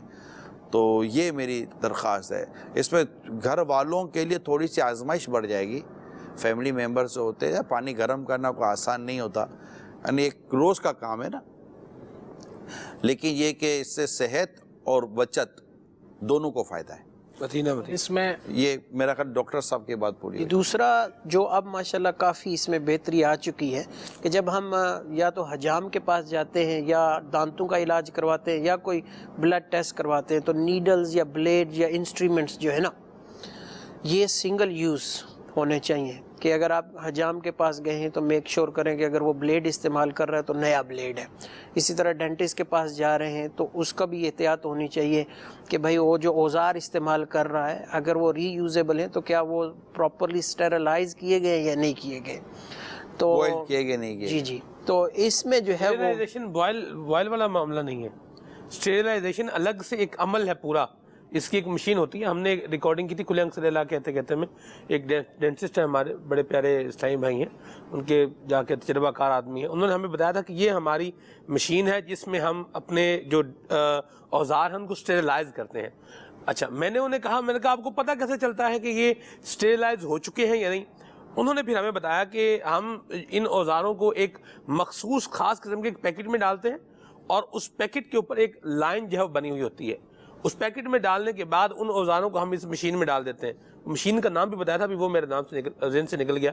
तो वो जब वो उसमें स्टेरिलाइज होते हैं, पूरा टाइम गुजर जाता है, वो मशीन का पूरा मतलब निज़ाम सर्कुल होता है, वो घूम जाता है, तो फिर ये जो लाइन है, ये लाइन रंग चेंज कर जाती है, तो इससे पता चल जाता है कि ये बकाया तौर पर स्टेरिलाइज हो चुकी है। इसमें इन चीज़ों में तो काफ़ी बेहतरी आ चुकी है, लेकिन एक और है जैसे हिजामा जिसको बोलते हैं ना, पचने लगवाना, ये कॉमन प्रैक्टिस है, इसमें मज़ीद बेहतरी आने की ज़रूरत है। बाज़ लोग सींगों से पचने लगाते हैं या ग्लास के कप से पचने लगाते हैं, इनमें स्टेरिलाइजेशन और क्योंकि वो मॉनिटरिंग नहीं है अथॉरिटीज़ की तरफ से, तो ये 3-4 चीज़ें हैं जिसमें हम में से हर एक को आगाह भी होना चाहिए और प्रिवेंशन। हेपेटाइटिस से बचने का रूहानी इलाज, इसके 2 रूहानी इलाज हैं, बड़ों के लिए अलहदा, बच्चों का अलहदा है। ठीक है, तो दोनों ही मैं अर्ज़ कर देता हूँ। कुरान पाक के 30वें पारे में है सूरतुल बय्यिना, तो जिसको हेपेटाइटिस हो चुका हो वो भी इस रूहानी इलाज पर अमल कर सकता है, और पेशगी अगर कोई इस पर अमल करना चाहे तो इस वजीफ़े की बरकत से इस मर्ज़ से वो महफूज है इंशाअल्लाह। सूरह बय्यिना खाने पर दोनों वक्त पढ़कर या किसी से पढ़वा कर दम करके ये खाना खाएं, इंशाअल्लाह अज़्ज़ व जल इस मर्ज़ से हिफाजत रहेगी। ये एक बार करना है, दोपहर का खाना खाएं जब, रात का खाना खाएं जब, रोज़ाना। छोटी सी सूरह बय्यिना में आधे सफ़े की भी नहीं है, उससे छोटी है। याद होनी चाहिए ना, देख कर भी पढ़ सकते हैं, याद होनी चाहिए ना, रोज़ाना اصل روزانہ کا عمل ہے نا، اس لیے کہہ رہا ہوں. روزانہ کا عمل ہے اور 2 مرتبہ یہ عمل کرنا ہے.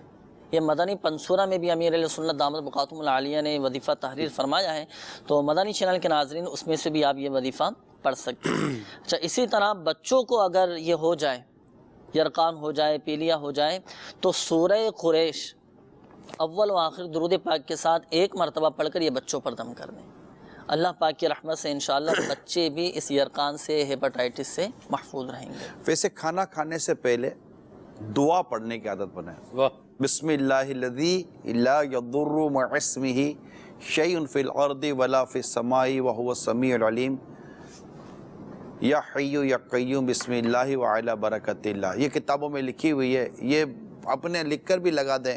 میں اس کا آپ کو وہ آسان طریقہ بتاتا ہوں. جہاں بھی آپ کھانا کھاتے ہیں نا، وہاں پہ لکھ کر کسی فریم میں یا کسی گتے پر لکھ کر آپ اس کو ہینگ کرتے لٹکا دیں، اور کھانا کھانے سے پہلے اس کو دیکھ کر پڑھ لیں. چند دنوں میں آپ کو وہ دعا یاد ہو جائے گی. پھر آپ کو بار بار، تو انشاءاللہ تعالیٰ اس سے کھانے کے جو مضر اثرات ہیں نا، کھانے کا جو سائیڈ ایفیکٹ ہوگا یا اس کا جو اللہ نہ کرے اس میں کوئی اگر شر ہے، تو اللہ کی رحمت سے اس دعا کی برکت سے اس سے آپ بچے رہیں. کیونکہ جگر کا پرابلم ہے، اور جگر میں جو پرابلم آ رہا ہے اس کا تعلق کھانے سے ہے. تو انشاءاللہ اس سے ہوگی. اور جو کھانے پینے میں جو احتیاطیں ہم کو بیان کی گئی ہیں وہ بھی آپ ضرور اختیار کریں. روحانی علاج، جی ایک اور باقی روحانی علاج کے ساتھ ایک عملی علاج بھی میں عرض کر دیتا ہوں، وہ ہے مسواک کا استعمال. کہ مسواک کا جو عادی ہوگا تو اس کا ماشاءاللہ معدہ بھی درست رہے گا، اور الحمدللہ عز و جل جگر کے امراض سے بھی وہ محفوظ رہے گا. تو اس سنت پر بھی عمل کریں. جی یہی عرض کر رہا تھا کہ چکناہٹ والی جو غذائیں ہیں، مرغن غذائیں، ان سے بچا جائے اور سبزیوں کا اور فروٹ کا استعمال زیادہ کیا جائے تو انشاءاللہ عز و جل اس کا فائدہ ہوگا. یہ بھی آج کل دیکھا گیا ہے کہ بعض ایسے علاقے ہیں کہ جہاں پر کمپنیاں، مختلف فیکٹریاں ہیں، تو وہاں سے جو پانی آتا ہے مختلف، اس کے اندر کیمیکلز وغیرہ ہوتے ہیں، پھر ان پانیوں سے کاشتکاری کی جاتی ہے بعض علاقوں میں. تو پھر اس میں کچھ سبزیاں اگائی جاتی ہیں، تو وہ سبزیاں بھی جو ہیں اس چیز کا باعث بنتی ہیں. اللہ آسانی کرے. جی سلمان بھائی. میرا سوال ہے عمران بھائی سے کہ بچوں کو موبائل سے کس طرح دور رکھا جائے، اور ان کو نماز پڑھنے کے لیے جو ہے کوشش کی جاتی ہے کہ نماز کی پابندی رکھیں، لیکن جو ہے نا بڑی مشکل سے دھکا مار کے مصلی پہ لانا پڑتا ہے. تو آپ رہنمائی فرما دیں لڑکیوں کے لیے بھی اور لڑکوں کے لیے. میرا جی چاہ رہا میں ایک سوال پوچھوں آپ سے، لیکن چونکہ یہ پہلے انہوں نے پوچھا ہے تو میرا خیال ہے پہلے انہی کا جواب ہونا چاہیے.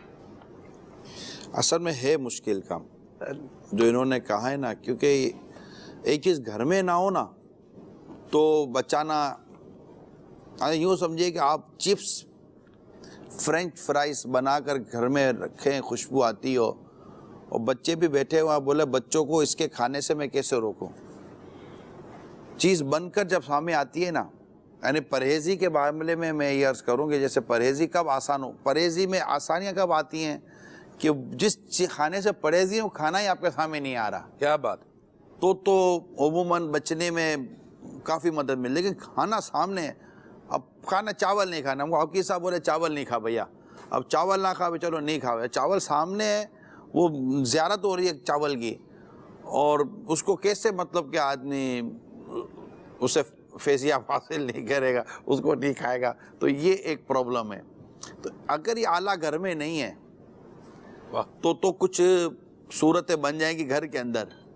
اب یہ نہیں ہو سکتا کہ گھر میں یہ موبائل نہ ہو، اور بچپن سے اگر بچے کو دور رکھا جائے تو ہو سکتا ہے کہ شاید وہ کسی حد تک بچنے میں کامیاب ہو جائے، اس سے پہلے کہ وہ اتنا شعور ہو جائے کہ وہ لے کر بیٹھ سکے اور اس کو چلا سکے. لیکن اتنا بہت مشکل ہو گیا ہے.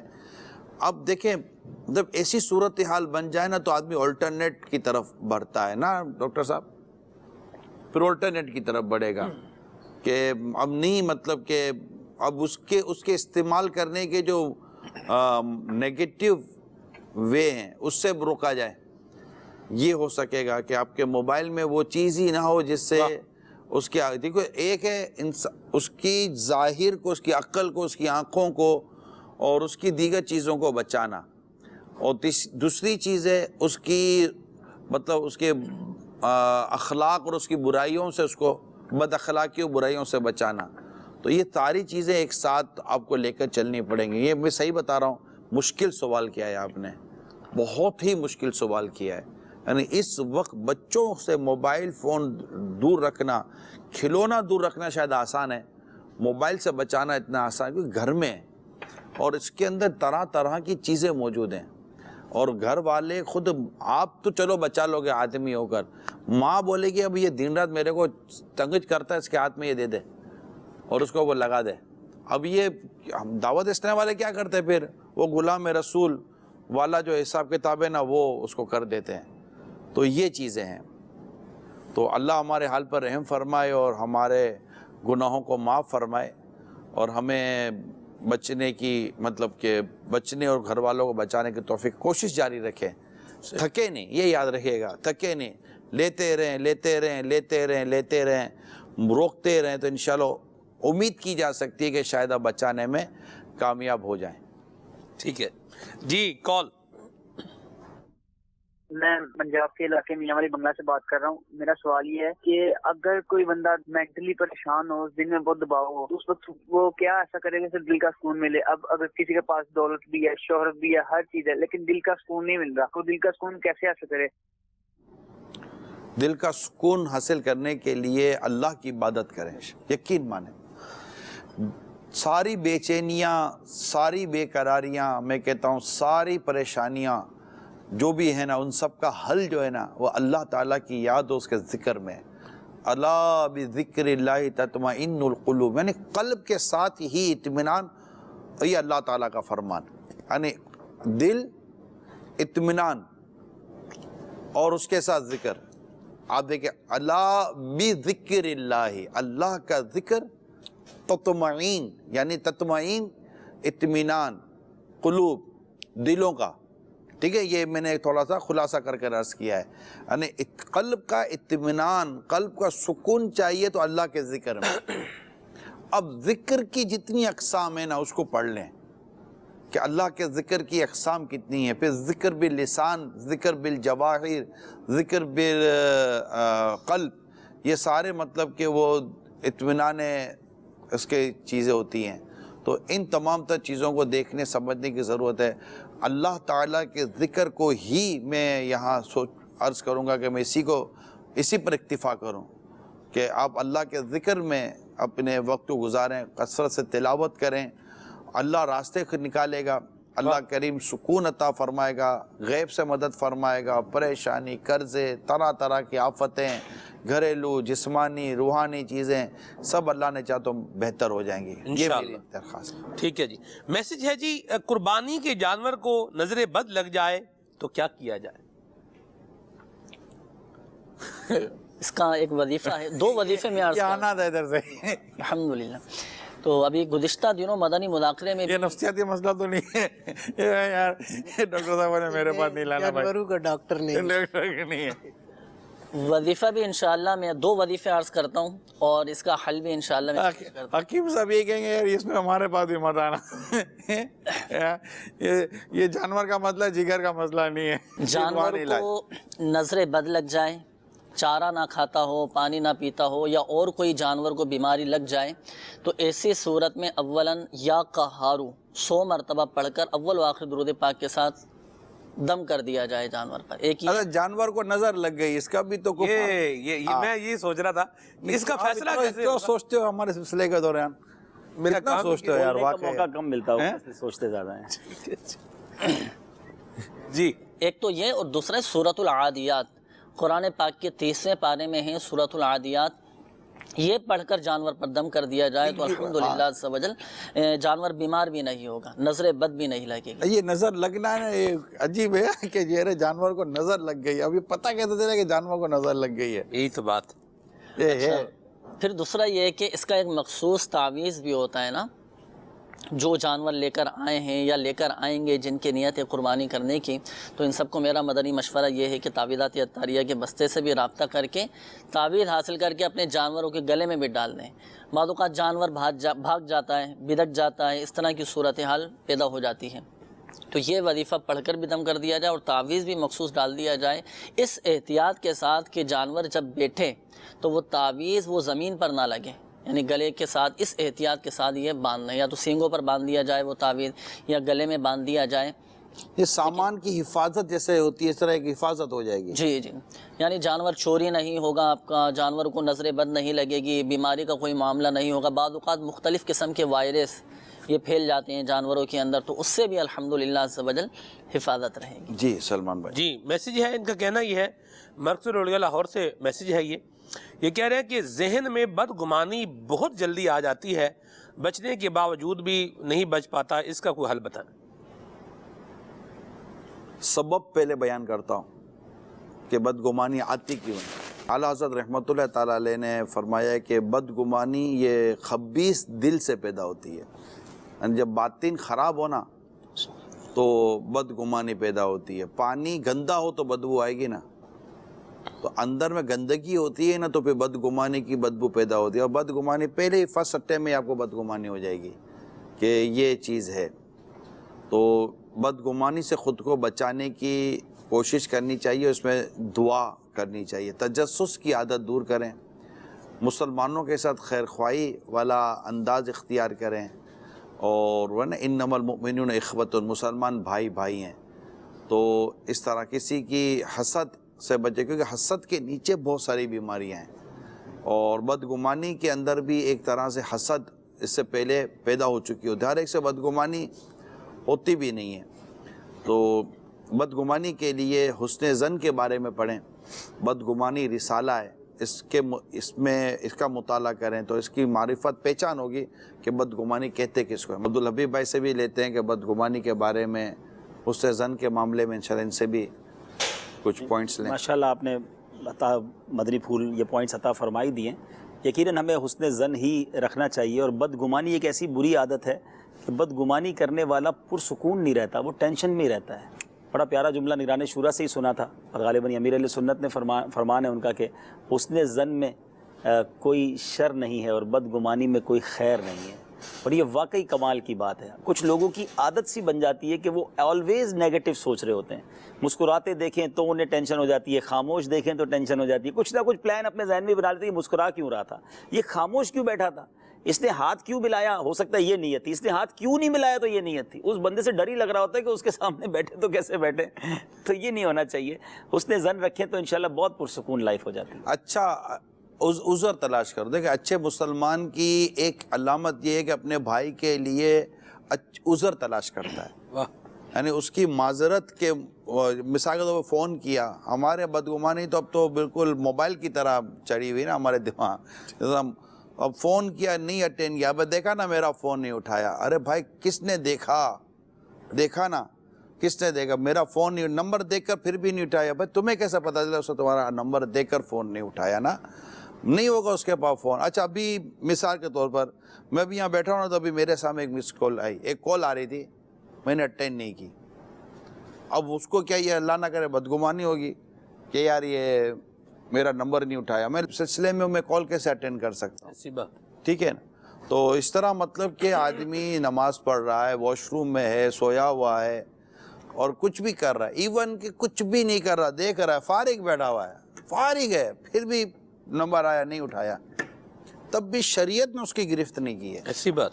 تو میں آپ کو ایک بات عرض کرتا ہوں، تمام تر عاشقان رسول کو ایک بہترین حکمت کی بات بیان کرتا ہوں جو میں نے پڑھی سنی سمجھی ہے۔ جس بات پر شریعت گرفت نہیں کرتی نا آپ بھی نہ کریں۔ واہ واہ سبحان اللہ۔ آپ شریعت سے زیادہ کیا سمجھیں گے؟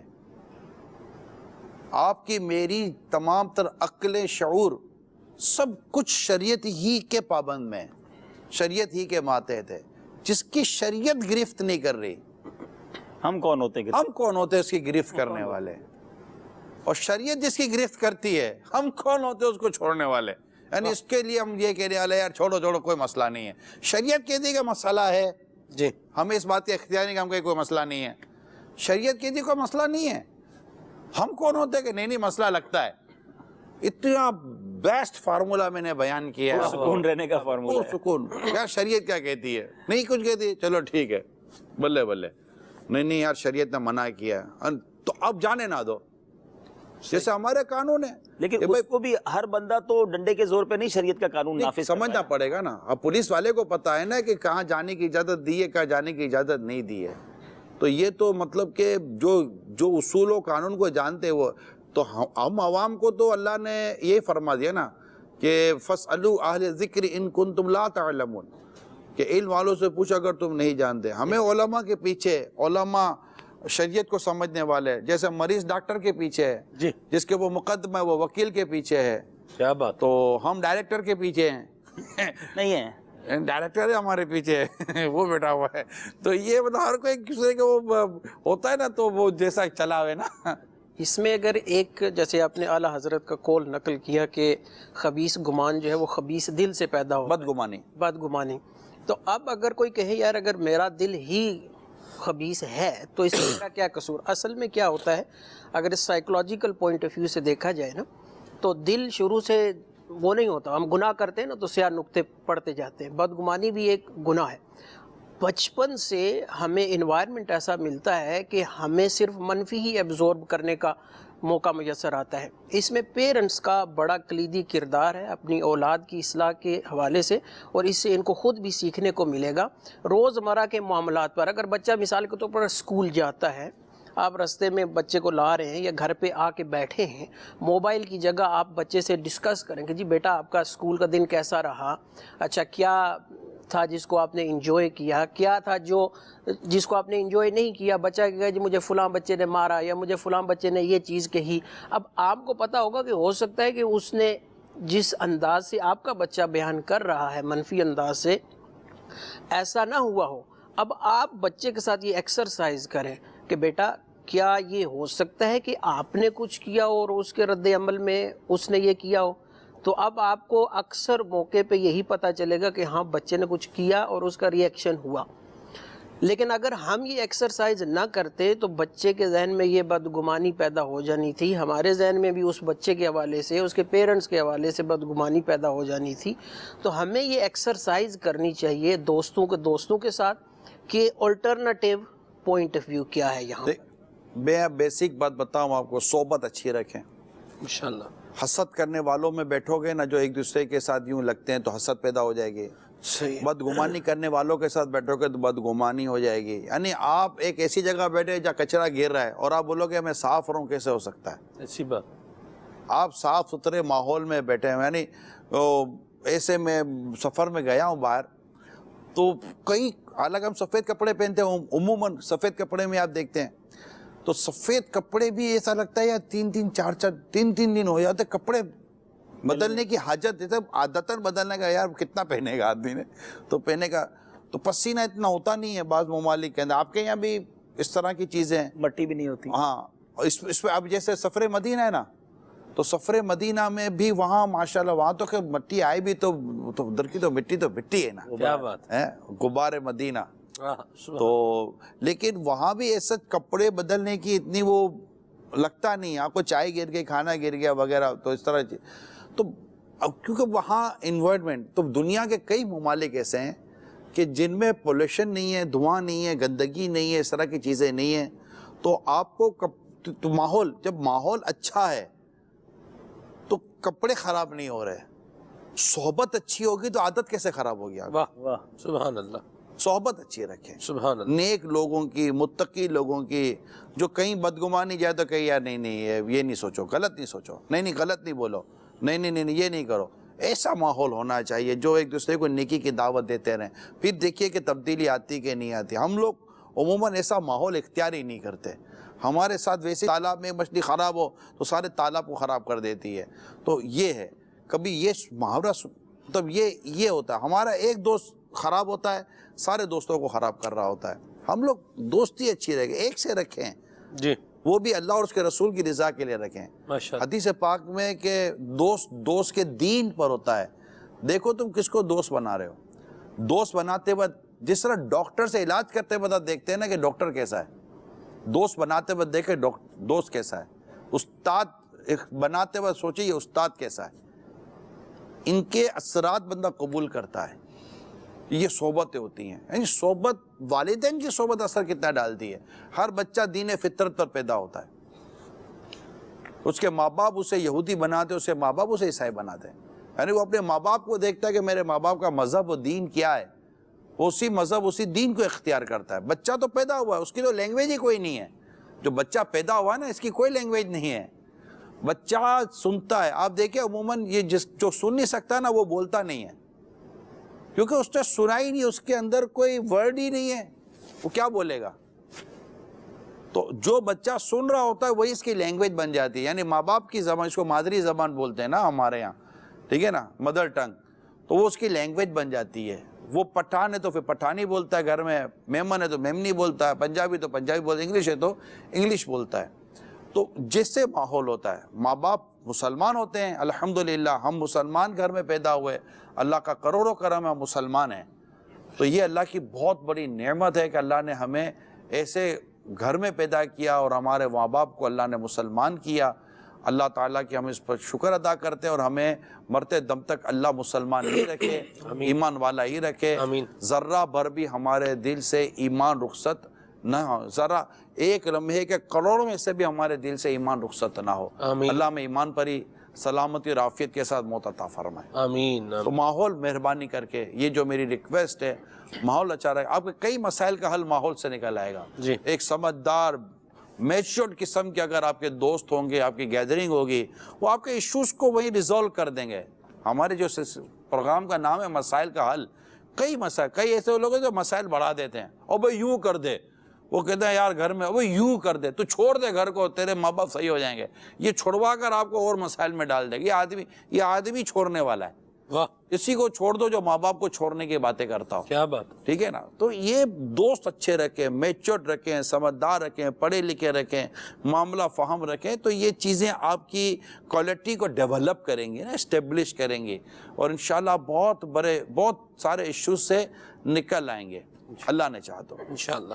میسج ہے ان کا کہنا یہ ہے کہ کیا آپ کی بھی حج کی تیاری ہے، نیز چل مدینہ کا کوئی واقعہ سنائیں. دیکھیں، حج کی تیاری کا ایک ہے بہترین زاد راہ تقوی ہے، تو اس عنوان پر تو تیاری نہیں ہے. اور بقیہ تو کوئی ایسی خاص تیاری کا ہے نہیں. مطلب ان کا سوال شاید یہ ہے کہ آپ حج پہ جا رہے ہیں اس بار. اچھا، اس کا مطلب یہ بن رہا ہے. کیا فرماتے ہیں آپ؟ بس وہ فرما دیا جو فرمایا، صحیح فرمایا. نہیں فرمایا. چلو انشاءاللہ حج پر تو جا رہے ہیں سبحان اللہ. انشاءاللہ. اب تک کی تو تیاری ہے، اب آگے کا اگلا لمحہ کیا یہ تو نہیں پتا. ارادہ تو ہے الحمدللہ. امیر سنت چل مدینہ کا کوئی واقعہ بھی سنائیں، نیز امیر سنت نے حلق کروا لیا. بال سر کے امیر سنت صاف کروا چکا. آپ کو نظر آ رہے ہیں؟ ہاں، میں بھی کروا چکا ہوں. مدینہ تو وہ اس لیے کہ وہ بال نہ گرے، صحیح، احرام سے پہلے کی. ٹھیک ہے. تو غالباً حلق نہیں کروایا، مشین میں نے اس لیے میں نے وہ حلق کہا تو میں نے کہا ہی نہیں. انہوں نے حلق کہا، میں نے کہا بال صاف کر. بال کم کروائے ہیں کیونکہ حلق تو پھر احرام کے بعد مشین. ٹھیک ہے. حضرت بڑی زلفیں وغیرہ بھی ہوتی ہیں نا، تو بھائی صاحب کی ماشاءاللہ زلفیں تھیں، تو بال پھر احرام میں اگر 2-3 دن رہنا پڑے گا تو بال گریں گے، تو اس لیے احتیاطاً. ٹھیک ہے. چل مدینہ کا کوئی واقعہ سنائیں. چل مدینہ کا واقعات ہے سارے. ٹائم بھی پورا ہو رہا ہے ہمارے سلسلے کا. چل مدینہ کا ایک فیضان آپ کی زندگی میں ایڈ ہے، وہی بتا دیں. آپ نماز کے بعد پڑھتے ہیں دعا، آپ کے نماز کے بعد والے وظائف میں ایک وظیفہ ہے. آپ نے بتایا تھا کہ امیر السنت نے چل مدینہ کے وہ فجر اور عصر کی نماز کے بعد جی جو 10 دفعہ پڑھنے کا ہے نا. جی ناظرین کو بھی بتا دیں. آپ پڑھتے ہیں لا الہ الا اللہ وحدہ لا شریک لہ لہ الملک و لہ الحمد بیدہ الخیر وہو علی کل شیء قدیر. یعنی زانو بدلے بغیر فجر اور عصر کے بعد. یہ 2001 میں امیر سنت نے ہماری سفر مدینہ میں، چل مدینہ کے سفر میں تربیت فرمائی تھی. تو میں نے ان کو یہ کہا تھا کہ تقریباً 100% تقریباً اس پر اب تک عمل ہوتا ہے. 18 سال ہو گئے ماشاءاللہ کہ بیٹھ کے یہ پڑھ لیا کریں. شجرہ عطاریہ میں بھی یہ ہاں، شجرے میں مدینہ ماشاءاللہ. مرحبا. عطار نے ڈائریکٹ دیا تھا نا، اس لیے میں نے کہا چلو. واہ سبحان اللہ. کال شامل کرتے ہیں، کالز ہیں ہمارے پاس. جی मोहम्मद अकरम जंग से बोल रहा हूँ। तो ये पूछना था, ये कह रहे हो शुगर का मरीज दवाई के बगैर कैसे गुजारे, जिसमें टांगों में दर्द रहती है और ये तकलीफ, तो शुगर हाई हो जाती है, दवाई ना खाऊंगा। शुगर के बारे में मेरे को लगता है अब्दुल हबीब से मशवरा करते हैं, शुगर के मरीजों। अब्दुल हबीब का इस मामले में तजर्बात है, तो बहुत ज़्यादा जो ना इलाज से ज़्यादा तजर्बा भी काम आता है। नहीं, वैसे तो हकीम साहब बताएंगे, लेकिन दवाई क्यों छोड़ना चाहते हैं? आपने कहा दवाई के बगैर पैरों में दर्द होता है, शुगर हाई हो जाती है। तो शुगर हाई हो जाती है तो आप दवाई लीजिए डॉक्टर से मशवरे के साथ, अगर ज़रूरत है तो इंसुलिन लीजिए। दवाई को छोड़कर शुगर हाई करना कौन सी अक्लमंदी है? हाँ, अगर परहेज़ करके, वॉक करके आप चेक करें कि आपकी शुगर कम हो रही है तो आप डॉक्टर के ही मशवरे से बतदरीज दवाई को कम कर सकते हैं। लेकिन दवाई छोड़कर ये सवाल करना कि दवाई नहीं खाता तो शुगर हाई हो जाती है तो क्या करूँ, तो मेरा ख्याल है इस सवाल का वो बनता नहीं है।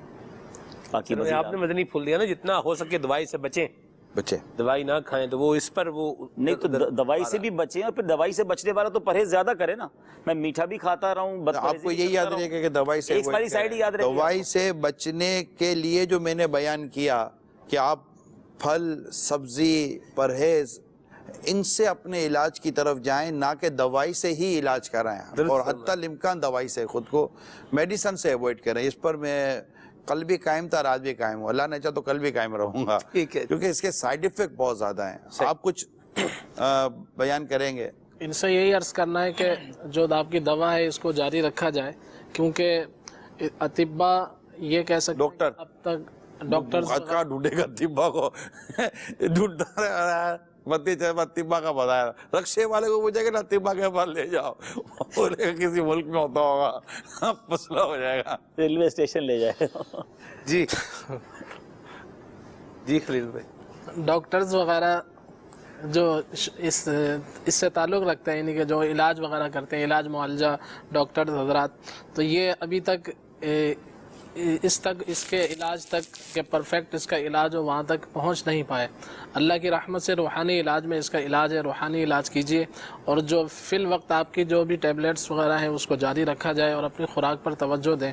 मैं एक इलाज अर्ज़ किए देता हूँ, एक घरेलू इलाज मेरे आका शेख तरीक़त अमीर अहले सुन्नत दामद बरकातुहुम आलिया का ये अता करदा है, और ये रूहानी इलाज भी है और एक तरह से घरेलू इलाज भी है। वो ये है कि आंवला और सौंफ, आंवला और सौंफ, खुश्क आंवला और सौंफ, ये दो चीज़ें हैं। इसको आप हम वज़न ले लीजिए और इसको पीस लीजिए, पीस कर इस पर 313 मरतबा दुरूद पाक पढ़ना है। 313 बार 313 मरतबा दुरूद पाक पढ़कर इसको आप बाहिफाजत रख लीजिए। सुबह और शाम एक एक चम्मच तकरीबन 6-6 ग्राम के आसपास मटके के पानी से, अगर मटका आपके घर में है तो बेहतर है, सादे पानी से। मटका नहीं है भैया तो क्या करें? सादे पानी से, यानी कि जो अल्फाज लिखे हैं मैं वो भी अर्ज कर रहा हूँ साथ साथ। सही है वो, और इसके अलावा मटके के अलावा सादा पानी भी आपको इजाजत देनी है नहीं देनी, इस पर भी गौर फरमा लें। मटके के पानी से या सादे पानी से आप इसको सुबह शाम एक एक चम्मच लीजिए तो इंशाअल्लाह अज़्ज़ व जल आपकी शुगर जो है वो बरकरार जो मेंटेन रहेगी, इंशाअल्लाह अज़्ज़ व जल बढ़ेगी नहीं। मगर इसमें यह है कि अपने डॉक्टर के मशवरे से आपने चलना है, कि हो सकता है कि आपकी शुगर ऐसी हो कि जो इंसुलिन के ज़रिए ही कंट्रोल हो, और टैबलेट्स वगैरह या इस तरह के। मटके का जो कहा अब्दुल हबीब, इसलिए मैंने कहा मटके के अलावा किसी और पानी का मशवरा देना चाहिए, नहीं दे इसमें। मटके का पानी जो कि वो मिट्टी का बर्तन है पूरा, वो मिट्टी की एक अपनी तासीर है, और वो तासीर हो सकता है उस पानी में आती हो, और इसलिए बाज़ हुक्मा ने या हकीम लोग जो होते हैं इस तरह के मशवरा देने वाले, इन्होंने मटके के पानी को एडवाइस किया हो कि मटके का पानी पिया जाए, ताकि उस पानी में भी एक तासीर आएगी। और फिर इसके अलावा ये है, तो इसलिए पता नहीं मुझे कि तो मटका तो फिर मटका ही रखिएगा, अपनी तरफ से कुछ प्लस माइनस नहीं करते। अल्लाह खैर फरमाए। इतना सारा ले लेते आदमी, मटका भी ले ले, एक आध बीमार आदमी दवाई लेता है तो मटका घर में रख ले, क्या हर्ज है? तो जी सादा पानी भी इस्तेमाल कर सकते हैं, फरमा रहे हजरत, कर सकते हैं। इजाज़त दें, अल्लाह ताला आपके और हम सब के जुमला मसाइल पर रहमत की नज़र फरमाए। आमीन बिजाहिन नबीजिल अमीन सल्लल्लाहु ताला अलैहि वसल्लम। हुसैन हसन फातिमा अली हैदर हमारे बिगड़े हुए काम दे بنا